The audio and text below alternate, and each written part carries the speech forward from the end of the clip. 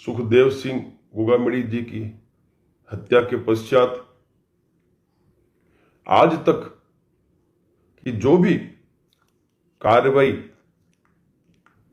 सरकार और प्रशासन के द्वारा की गई, उन सभी बिंदुओं पे मैं आपसे चर्चा करूंगा और आगे की रणनीति क्या होनी चाहिए, किस तरह से सरकार और प्रशासन से हम न्याय शीघ्र अतिशीघ्र ले पाएंगे, कौन सा चमत्कार हमें दिखाना होगा ताकि केंद्र सरकार और प्रदेश सरकार हमें शीघ्र अतिशीघ्र न्याय प्रदान करेगी।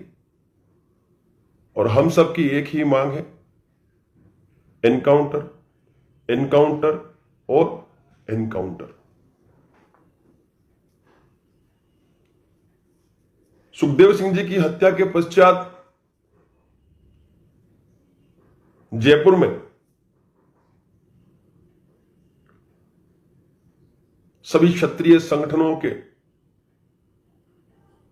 पदाधिकारियों द्वारा और सर्व समाज के लोगों के द्वारा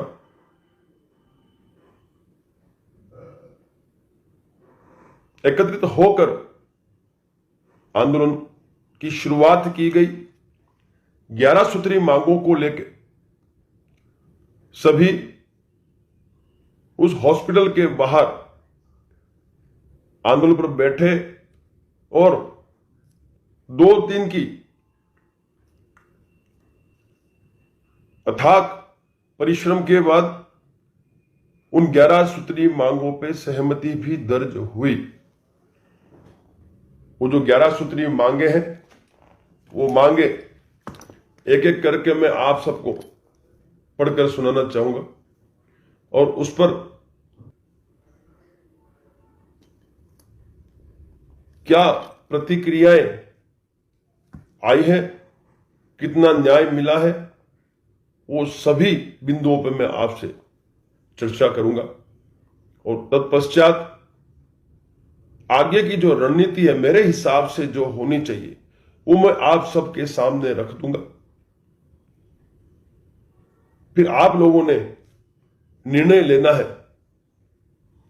कि जो बात मैं रखने जा रहा हूं आपके सामने, क्या आप सभी उससे सहमत हैं? आप अपनी राय अवश्य देना, क्योंकि अब जो कदम उठाया जाएगा वो कदम आर पार का कदम होगा।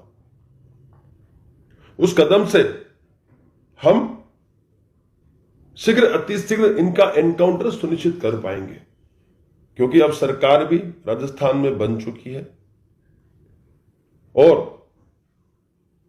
अब हमारी जो मुख्य मांग है, इन हत्यारों और जितने भी इस हत्याकांड में सम्मिलित हैं,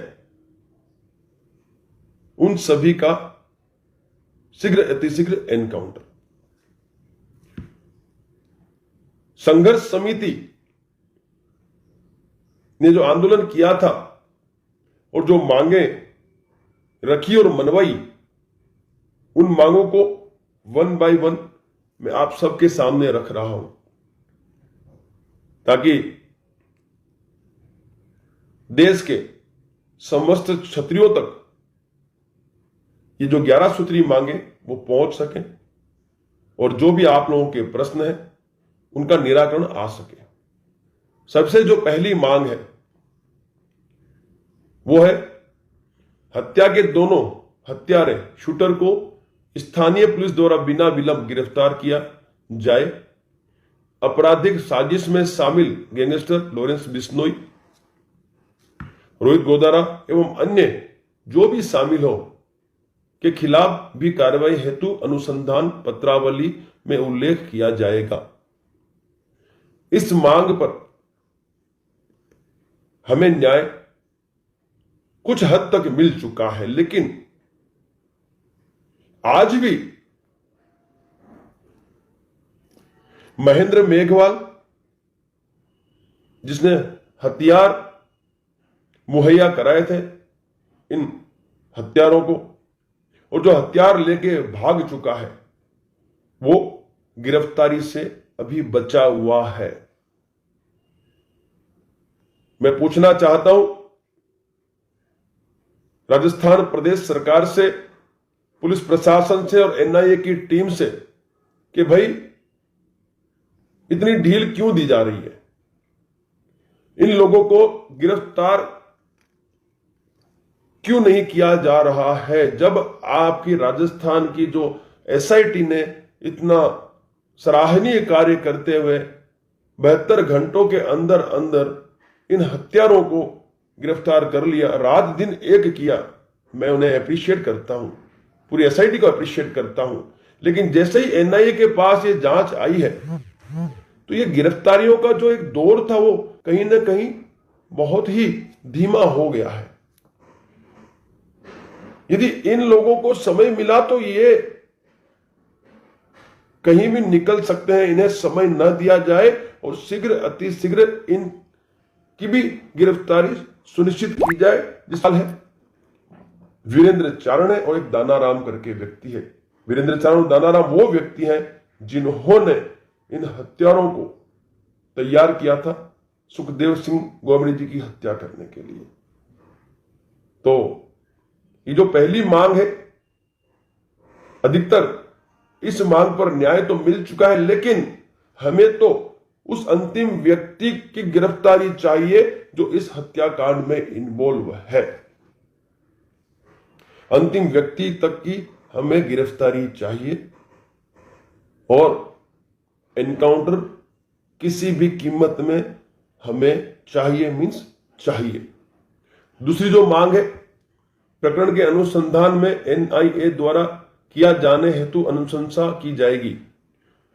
ये मांग मान ली गई है और एनआईए को ये पूरा केस सौंप दिया गया है, लेकिन जो जांच की गति है बहुत ही धीमी है और इसका लाभ उठाकर ये जो बाकी बचे हुए अपराधी है कहीं ये देश को छोड़ के बाहर न चले जाए, वो भी आप शीघ्र सुनिश्चित करें। और मैं तो एक विनती ये भी करना चाहता हूं कि जो एसआईटी का गठन हुआ था प्रदेश सरकार द्वारा, पुलिस प्रशासन द्वारा, उस एसआईटी को की सेवा अतिशीघ्र लेकर जिस युद्ध स्तर पर ये जो बाकी गिरफ्तारियां हुई थी उस युद्ध स्तर पर इन अपराधियों का ये जो इस हत्या में इन्वॉल्व है, जो महेंद्र मेघवाल जिसने हथियार मुहैया कराया था, जो हथियार लेके भाग चुका है, वीरेंद्र चारण जो मास्टरमाइंड है, दानाराम जो मास्टरमाइंड है, इनकी गिरफ्तारी शीघ्र अतिशीघ्र सुनिश्चित करें,